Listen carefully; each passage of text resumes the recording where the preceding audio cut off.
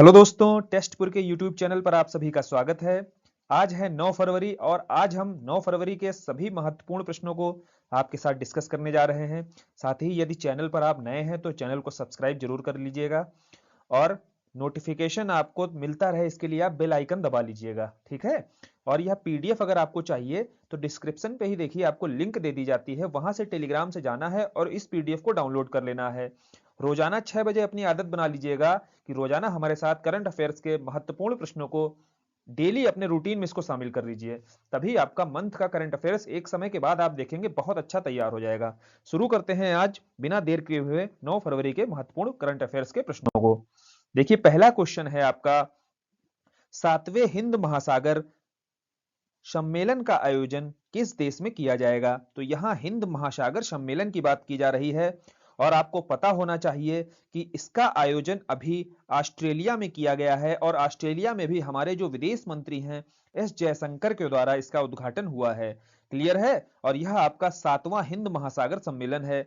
हिंद महासागर आपने भारत का देखा, यह प्रायद्वीपीय क्षेत्र है, इसके दोनों ओर आपका यह हिंद महासागर का क्षेत्र है। क्लियर है। तो हिंद महासागर की परिधि में ही आने वाले जितने भी राष्ट्र हैं वो सारे मिलकर के उन पर एक आम सहमति बने, सभी मुद्दों पर एक जैसी सहमति रहे और परस्पर संबंध बेहतर रहे, इसको लेकर यह सम्मेलन आयोजित किया जाता है।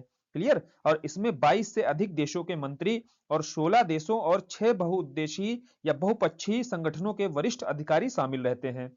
पहली बात तो यह पता चली आपको हिंद महासागर सम्मेलन के बारे में। दूसरी चीज आपसे पूछ सकता है इसकी थीम को लेकर के कि भाई इस सम्मेलन की थीम क्या है। तो इस सम्मेलन की थीम है आपकी स्थिर और टिकाऊ हिंद महासागर की ओर। क्लियर बात है कि अभी पूरा का पूरा विश्व किस ओर देख रहा है? इंडियन ओशियन की ओर देख रहा है। तो इसलिए यह सम्मेलन भी बहुत महत्वपूर्ण हो जाता है आपके लिए। आगे बढ़ते हैं आज के दूसरे महत्वपूर्ण प्रश्न की ओर। समान नागरिक संहिता लागू करने वाला देश का पहला राज्य कौन है? कई बार यह क्वेश्चन रिपीट हो चुका है और बेहद महत्वपूर्ण प्रश्न है। यह आपका उत्तराखंड हो चुका है। उत्तराखंड के द्वारा अभी आपका यूसीसी जिसे आप बोलते हैं, समान नागरिक संहिता, इसे लागू करने वाला यह भारत का पहला राज्य बन गया है। आर्टिकल मैं आपको कई बार बता चुका हूं, आर्टिकल 44 है जो हमारे संविधान में समान नागरिक संहिता का उल्लेख करता है और यह डीपीएसपी जो हमारे नीति निर्देशक तत्व हैं उनके तहत इसका उल्लेख किया गया है। क्लियर है। तो यह देखिए मैं कई बार आपको बता चुका हूं और मुख्यमंत्री आपके उत्तराखंड के अब तो याद हो चुके होंगे। साथ ही मुख्यमंत्री के साथ साथ जो समिति थी, जिस समिति ने रिपोर्ट दी है इस नागरिक संहिता कानून को लेकर के, उसके अध्यक्ष आपके कौन थे? रंजन पी देसाई थे, जो आपके जस्टिस न्यायमूर्ति भी रहे हैं। ठीक है। आगे बढ़े अगले प्रश्न पर। तो अगले प्रश्न पर चलते हैं। तो टाटा समूह e commerce unit Tata digital, जो टाटा डिजिटल है आपकी, इसके नए सीईओ और एमडी के रूप में किसे नियुक्त किया गया है? तो आपको बताना है भाई, आपके ऑप्शंस हैं नवीन ताहिलियानी, प्रतीक पाल, राणा कपूर, विनय कुमार सिंह। यहां आप कंफ्यूज हो सकते हैं प्रतीक पाल और नवीन ताहिल यानी को लेकर के।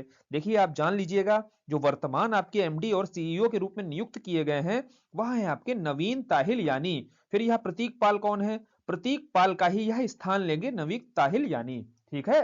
तो प्रतीक पाल का स्थान लेंगे और नियुक्ति किसकी हुई है? नवीन ताहिल यानी की नियुक्ति हुई है। यह चीज आप ध्यान रखेंगे। और 19 फरवरी से, तारीख क्या है आपकी? 19 फरवरी। तो 19 फरवरी से यह अपना पद संभालेंगे। 19 फरवरी तक कौन है आपके? प्रतीक पाल एमडी और सीईओ के पद पर नियुक्त हैं। आगे बढ़ते हैं अगले प्रश्न पर।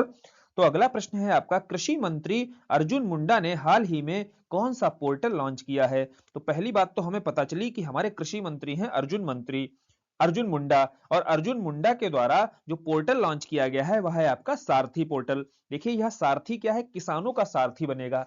किस तरीके से बनेगा? सरकार जो आपकी फसल बीमा योजना चलाती है, तो भाई किसान की फसल जब बर्बाद होती है उसके बाद जब फसलों पर बीमा होता है और बीमा को लेकर के सरकार जब किसान रिकवरी चाहता है अपनी, तो उसको लेकर जो समस्याएं आती हैं उन समस्याओं को दूर करने के लिए यह सारथी पोर्टल बनाया गया है। इस पोर्टल के माध्यम से एक हेल्पलाइन नंबर दिया जाएगा जो है आपका 1447। ठीक है। यह 1447 हेल्पलाइन नंबर होगा और इसके माध्यम से किसानों की सारी समस्याओं का समाधान खोजा जाएगा। आगे बढ़ते हैं अगले प्रश्न पर। यह प्रश्न आपको देखिए समझ आ गया होगा, पोर्टल का नाम याद रखना है आपका सारथी पोर्टल। ठीक है। अगला प्रश्न है आपका, हाल ही में विद्यांजलि स्कॉलरशिप प्रोग्राम किसने लॉन्च किया है? तो बताइए भाई यह जो विद्यांजलि स्कॉलरशिप प्रोग्राम है यह किसके द्वारा लॉन्च किया गया है? यहां जो आपके मंत्री दिए हुए हैं जयशंकर, पीयूष गोयल, धर्मेंद्र प्रधान, स्मृति ईरानी, यदि आपको नहीं भी पता होता तो विद्यांजलि नाम को देख करके आप समझ जाएंगे कि हमारे जो शिक्षा मंत्री हैं उनके द्वारा ही यह प्रोग्राम लॉन्च किया गया होगा। जैसे विद्या की बात की गई तो ऐसे कॉमन सेंस पर आप जाया करिए आंसर के साथ में। तो सही उत्तर क्या होना चाहिए? धर्मेंद्र प्रधान, जो हमारे वर्तमान में शिक्षा मंत्री भी हैं। इनके द्वारा ही आपका जो ईडीसीएल है, एजुकेशन सीआईएल है, इसके द्वारा विद्यांजलि स्कॉलरशिप प्रोग्राम को लॉन्च किया गया है। इस प्रोग्राम के तहत क्या किया जाएगा?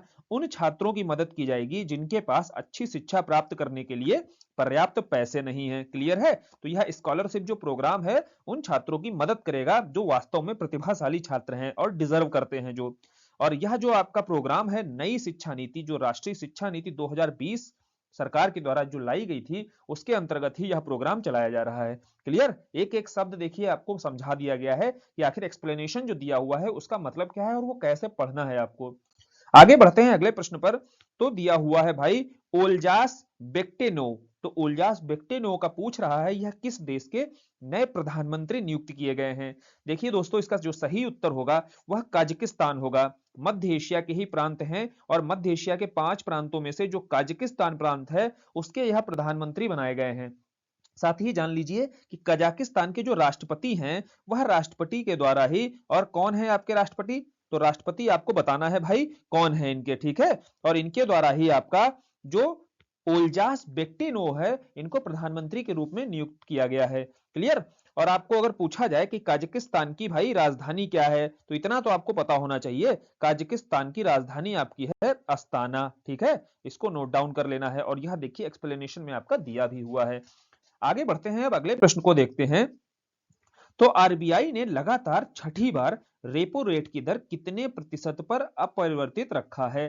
तो आपको यह पता होना चाहिए। पहली बात तो रेपो रेट क्या होता है भाई?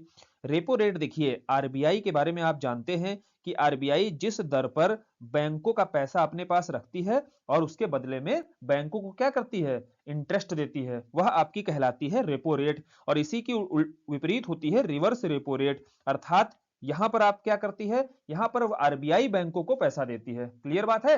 और उसके बदले में वह इंटरेस्ट उठाती है। ठीक है, तो दोनों क्या है? एक दूसरे की जस्ट अपोजिट प्रोसेस है। यहां बात हो रही है रेपो रेट की। तो रेपो रेट बारे में पूछा जाए अगर, तो यह आरबीआई के द्वारा कितनी निर्धारित की गई है?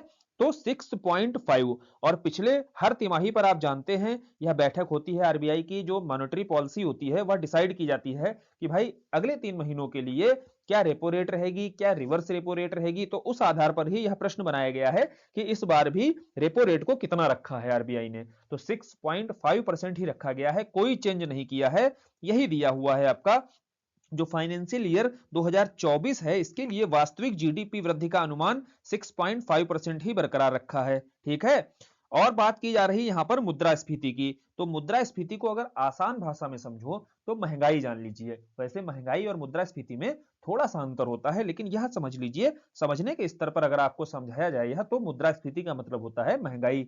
और महंगाई जो है 5.4%। यह भी पूछा जा सकता है आपसे कि मुद्रास्फीति कितनी बरकरार रखी है आरबीआई ने?